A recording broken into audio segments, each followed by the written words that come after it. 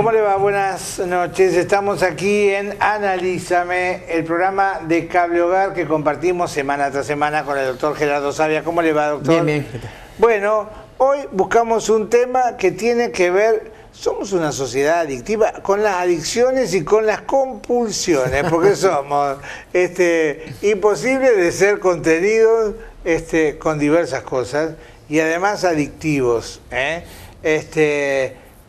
¿A qué se debe que de pronto hoy veamos que nos hemos como desmadrado en estas áreas, ¿no? O siempre la sociedad estuvo proclive a... Adicciones hubo siempre. Ahora se ve mucho más porque, como usted dice, la ¿Tiene más prensa?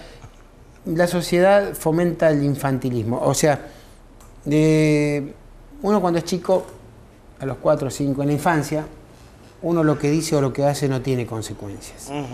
A medida que uno se va viniendo grande, a uno le va cayendo la ficha, mal que le pese, de que eso tiene que ir quedando atrás. Ejemplo de eso, por ejemplo, de ese dolor de lo que queda atrás, se ve mucho en los adolescentes con los tatuajes. Los tatuajes son una manera de ellos inmortalizar de que dejaron atrás ese paraíso perdido, ¿no? Y cuando la persona se va acercando a los 30 años, a veces, bueno, no hay una edad exacta, ¿no? Se da cuenta que todo pasa por él y que si él no se rompe el traste, en la vida no va a conseguir absolutamente nada, y que si él no hace esfuerzo y no pierde determinados placeres y determinadas comodidades, no va a construir absolutamente nada. Esta caída de ficha, para que me entiendan, porque no quiero usar el término que usaba en Magazine castración, pero bueno, vamos a usar el término para que me entienda mejor doña María, que esta caída, que le caiga la ficha de la persona durante todos estos años, es un proceso muy difícil que duele mucho, es un duelo. Creo que la adicción a drogas, por ejemplo, es precisamente no querer pasar por ese paso y volver para atrás. Y decir, yo me quedo acá, en este estado, en donde lo que hago no tiene consecuencias, en donde lo que digo no tiene consecuencias, porque precisamente ¿cuál era el único estado? El paraíso perdido, la infancia. Pero está claro que tenemos que venirnos grandes, está claro que eso era muy lindo, pero ya está, ya se perdió.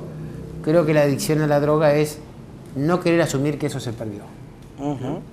Como todos estamos fallados en este proceso, en mayor o en menor grado, todos en mayor o en menor grado tenemos alguna que otra adicción. Por supuesto, algunas son mortales y otras son un poco más inofensivas, pero todos estamos atravesados por la adicción, porque todos hacemos esa enorme resistencia de que no nos queremos venir grande, porque venirse grande, si bien tiene cosas muy lindas, porque la persona se produce ya, es profesional, trabaja aunque no sea profesional, es padre, forma una familia, se enamora, qué sé yo, el mecánico arregla un coche y el auto sale andando, el médico salva una vida y la persona entró muriéndose y sale caminando, o sea que la persona se produce, gana mucho, pero a costa de romperse el traste. Lo digo así para que me entiendan, a costa de enormes sacrificios, ¿no? Total. Ahora, discúlpeme, usted cuando arrancó dijo las adicciones existieron siempre y las compulsiones también. Digo, hay algunas adicciones y de compulsiones que tienen que ver también con la época. Total. ¿No? O sea que fueron cambiando, ¿no? Sí, no. Yo me acuerdo que uno escucha tangos de la década del 30 y hablan del rapé. O sea que había alguien que se daba ya en esa época, y hasta socialmente estaba tolerado. Digo, hoy el rapé es una antigualla de aquellas, pero digo, hoy hay compulsiones por otro tipo de cosas. Por ejemplo, en una sociedad hiperconsumista como la de Occidente, la película La loca por las compras, hay gente que realmente sufre el síndrome de la abstinencia si no sale a licuar la tarjeta de crédito. Totalmente. Ahora un poco menos porque están un poco más cortadas las cuotas y demás. La sociedad consumista es viva. El comprar son astutos, adictivo. Los marketineros. La película Sex and the City, la serie, era el cabal ejemplo de mujeres insaciables. Mujeres y hombres, porque está el hombre también adictivo. Voy a robar un ejemplo de mi amigo Sergio Alonso Ramírez, que está en la Universidad de Madrid, que él en uno de sus videos que se llama La crisis de los 30 pone justamente ese ejemplo. Dice que una de ellas, él dice, yo no sé cómo hacen, trabajan 5 minutos por semana porque están siempre espléndidas, tienen plata para gastar. Y una de ellas, en una de las series, se va a vivir a Brooklyn, ¿usted qué pronuncia? Sí, Brooklyn, sí. Que para ellas es... El non plus ultra. Sí, digamos, o sea, una caída. Incluso se va a vivir... porque salen de la Quinta Avenida. Claro. Esa es la que se va al barrio. Claro. Incluso con la suegra que tiene Alzheimer. Claro. Pero ella se empieza a construir como madre porque tiene un hijo. Claro. O sea, pierde todo esto, sí, que está más cerca de la infancia, y atraviesa por este proceso terrible de darse cuenta que para producirse ahora ya como esposa, como familia y como madre, que es mucho menos vacío que lo otro, ¿no? Tiene que sufrir y pasar por un montón de cosas que bueno, que para ella no son nada fáciles. Pero me acuerdo justo que en el video este psicoanalista pone ese ejemplo. Precisamente la sociedad, porque la sociedad consumista es muy astuta, ¿qué le dice a la persona? Le propone precisamente que no pase por ese paso para que siga consumiendo. Ahora, para que siga siendo un niño. ¿Cuáles son los agujeros que se producen en cada uno como para que realmente quiera cubrir esa carencia con compulsiones de compra, de consumo, de tener el último... a lo mejor tienen un teléfono que funciona a la mil maravillas, pero pasó por una vidriera y vio el nuevo modelo y quiere ese modelo. Volvemos a lo mismo. Si usted quiere seguir siendo un niño y no quiere producirse en todos los planos de la vida, como padre, como pareja, como amigo, en el trabajo, artísticamente y demás, lógicamente que se va a sentir encandilado por espejitos de colores. Por eso digo que hay una gran astucia en la sociedad para que la persona consuma. Si la sociedad sabe, la sociedad consumista sabe que si la persona hace todo este proceso y se empieza a sentir realizado como padre, como pareja, como amigo y como profesional, va a comprar un teléfono que le resulte útil, pero no va a comprar espejitos de colores.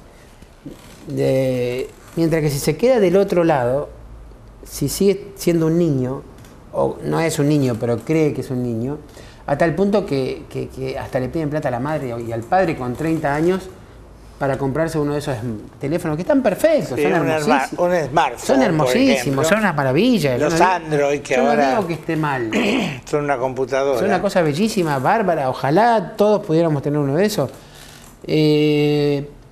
Creo que hay una tendencia a no querer venirse grande. Y quiero volver al tema de los abuelos. Stephen Covey, que es un experto que asesora las empresas más importantes del mundo y que ha hablado mucho del desarrollo personal ligado al desarrollo en esta sociedad competitiva, que hizo este libro tan famoso, Los 7 hábitos de la gente altamente efectiva. En el último libro, que se llama El octavo hábito, porque él dice que se puede ser efectivo pero no tener grandeza, entonces el octavo hábito, que es un libraco así, él le llama la grandeza. Él dice que la grandeza se está empezando a perder porque se está empezando a perder la influencia de los abuelos. Él dice que la grandeza de la persona, porque por más que sea altamente efectiva en esta sociedad competitiva, donde él determina en un libro 7 hábitos a desarrollar, dice, sí, pero la grandeza no. La grandeza la daban los abuelos. Hay sociedades que han tocado fondo, ¿no? Que hoy vuelven otra vez a rejerarquizar la presencia de los abuelos en la familia. Sí, yo creo que esa grandeza que él nombra, ¿no? Grandeza, llamémosle, decir, bueno, yo estoy un poco más allá de la sociedad competitiva, yo voy a realizarme a los ideales, ¿no? Creo que los abuelos tenían muchísimo que ver. ¿Y por qué los abuelos? Y porque los abuelos ya se dieron cuenta a cierta edad de que esos espejitos de colores no conducen a nada, que son muy lindos, todo bárbaro, ojalá. Es más, lo cómico que después por ahí los abuelos se lo regalan al nieto, pero creo que los abuelos ya aprendieron a los golpes y a los cachetazos. Un abuelo de 60, 70 años mira para atrás y dice, bueno, pero yo paso por la zaranda y ¿qué es lo único que me queda? Y me quedan los afectos, me quedan los logros, me quedan las amistades, me quedan lo que coseché. Los espejitos de colores como esos celulares que en un año pasan de moda, o en 6 meses pasan de moda, hoy no me sirven, hoy me queda, dice el abuelo, cuando paso la zaranda, todas estas cosas que realmente valen. Y eso es lo que él le vuelca a los nietos. Por eso Stephen Covey brillantemente dice en ese libro, si perdemos el contacto de los nietos con los abuelos, vamos a tener una sociedad de personas que no tengan grandeza. Van a ser muy efectivos, pero no van a tener grandeza. Sabe que el otro día en un humorista escuché una frase que realmente nos retrotrajo a la infancia, ¿no? Y el humorista era muy joven y decía, cómo se han cambiado hoy las cosas, cómo se han tergiversado, que dice, cuando yo era chico, la pasta era los ravioles del domingo de la nona, el Paco era un perfume que nos ponía nuestras madres y el éxtasis era el placer que nos generaba ir a la plaza y tirarnos por el tobogán o subir a la hamaca para ver quién volaba más alto. Digo, ¿cómo ese mismo término cambió con el paso de los tiempos? Se fueron perdiendo esos baluartes, ¿no? Se fueron perdiendo esas estructuras que servían de soporte para que la persona pudiera desarrollarse y no simplemente ser efectiva y eficiente como exige el sistema, sino tener un poco de grandeza, ¿no? La grandeza de los abuelos que le transmiten a los nietos tiene que ver con esto que ellos dicen, al final de la vida yo pongo en la zaranda y veo que lo único que me quedó fue esto, y esto que son los valores. Le dejo una pregunta antes de ir a la pausa y le quiero preguntar qué grado de corresponsabilidad le cabe a la sociedad, a los gobiernos, a los líderes y demás a la hora de impulsar compulsiones, adicciones, porque por ejemplo, a la hora de vender una ciudad como por ejemplo Las Vegas, en algún momento llamada la ciudad del pecado, lo que muestran son los grandes hoteles, las grandes fuentes, gente de joven, gente grande, pero no muestran lo paralelo a una ciudad alucinante, a la que yo he visitado en varias ocasiones, por sus grandes shows, lugares y demás, pero tiene la parte oscura de la gente que se prostituye, de la gente que se droga, de la gente que ha terminado suicidándose por el juego. Digo, es casi la síntesis de todo esto que son las compulsiones y las adicciones. Me salvó de hablar de Argentina. Una pausa, y ya volvemos.